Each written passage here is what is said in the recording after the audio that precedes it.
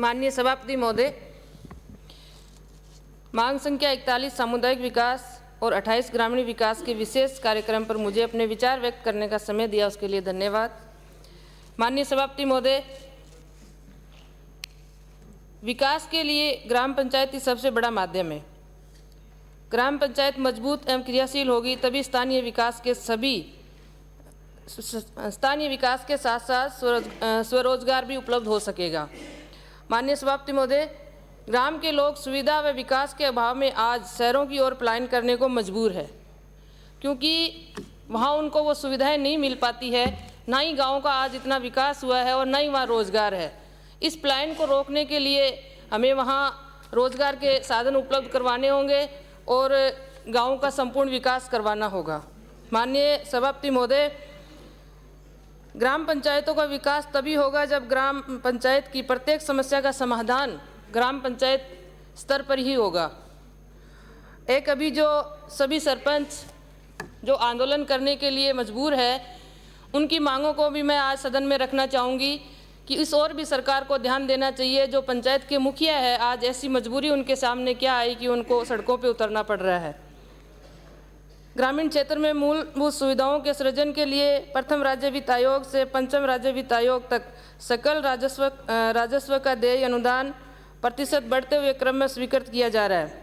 लेकिन 30 वर्षों में पहली बार छठे वित्त आयोग में पाँचवें राज्य वित्त आयोग के सकल राजस्व के 7.18% अनुदान की तुलना में 6.75% अनुदान देने की सिफारिश की गई है, जिससे पंचायती राज संस्थाओं को लगभग 200 करोड़ रुपए का वार्षिक नुकसान हो रहा है।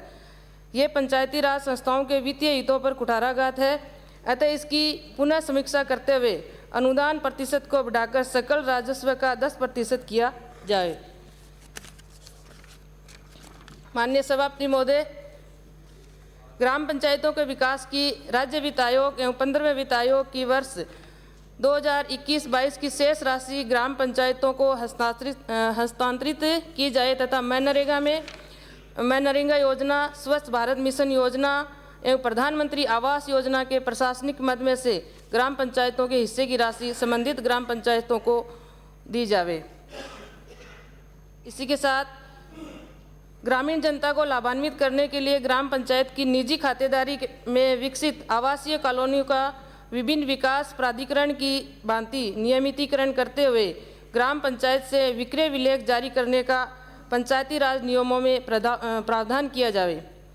साथ ही ग्राम पंचायत द्वारा जारी भूमि विक्रय विलेख में त्रुटि होने पर सीधे ही पुलिस में FIR दर्ज करने के स्थान पर अपीलीय प्रावधान भी किया जाए।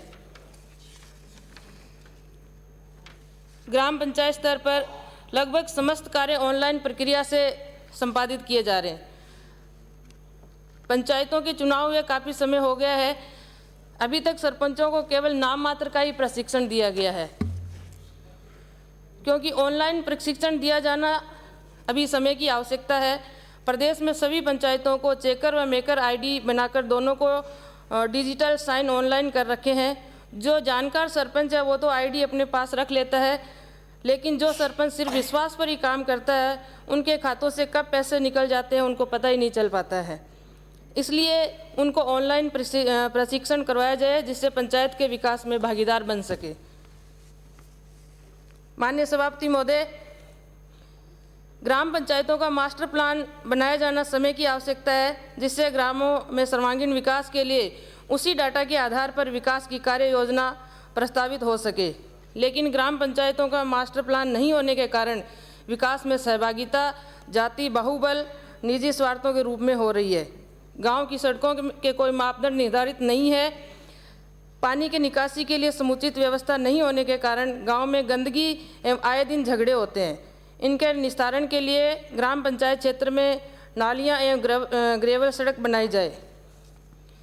गांव के विकास के लिए आवश्यक है कि हमारे गांव स्वच्छ हो। गांव में साफ़ सफाई की व्यवस्था नहीं है, सीवरेज भी नहीं है। सफाई की अगर हम बात करें तो सभापति महोदय, आज इतने बुरे हालात हैं गांव में कि वहाँ विशेषकर पलायन का एक ये भी कारण है कि वहाँ सफाई की सही व्यवस्था नहीं होने के कारण 2 मिनट में समाप्त करें।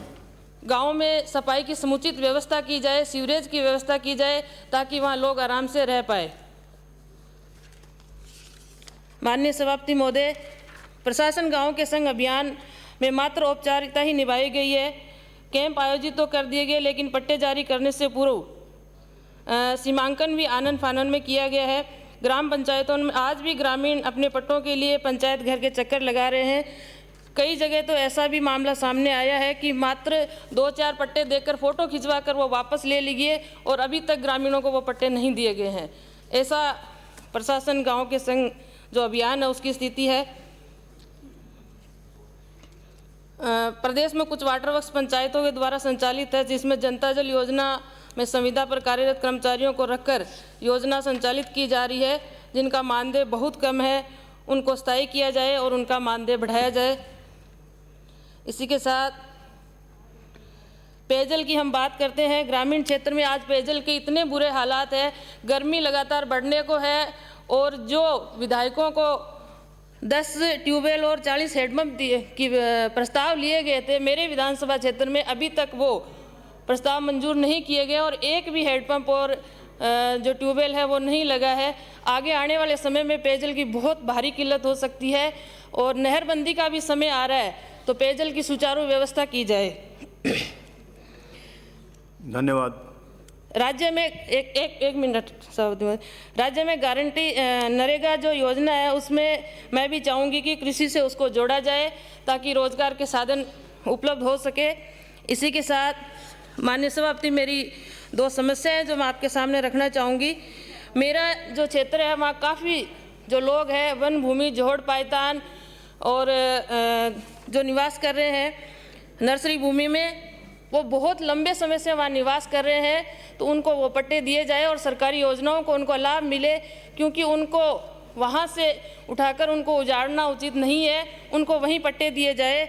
इसी के साथ मेरी विधानसभा क्षेत्र का एक गांव है, ग्राम पंचायत 2 PGM, जिसका गांव में 5/8 है, लगभग 60 वर्षों से बसा हुआ है। इस गांव के लोगों का रिकॉर्ड 5/8 है के नाम से दर्ज था, लेकिन कुछ कर्मचारियों की लापरवाही से उनके रिकॉर्ड में गड़बड़ी हुई और उनका नाम 5A कर दिया गया।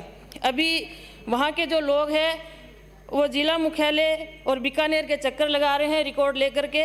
उनका पूरा रिकॉर्ड 5/8 है के नाम से है। मैं मांग करती हूँ कि उनको उसी रिकॉर्ड पे वो नाम रखा जाए। इसी के साथ माननीय सभापति महोदय, श्रीमान श्री लक्ष्मण जी, एक मिनट सभापति महोदय, मेरी विधानसभा क्षेत्र की 4 पंचायतें हैं, 8 PSD रावला, 24 CSC, 2 MLD और 3 STR, जो मंडी ADM की जगह है। इस कारण उनको सरकारी योजनाओं का लाभ नहीं मिल पा रहा है।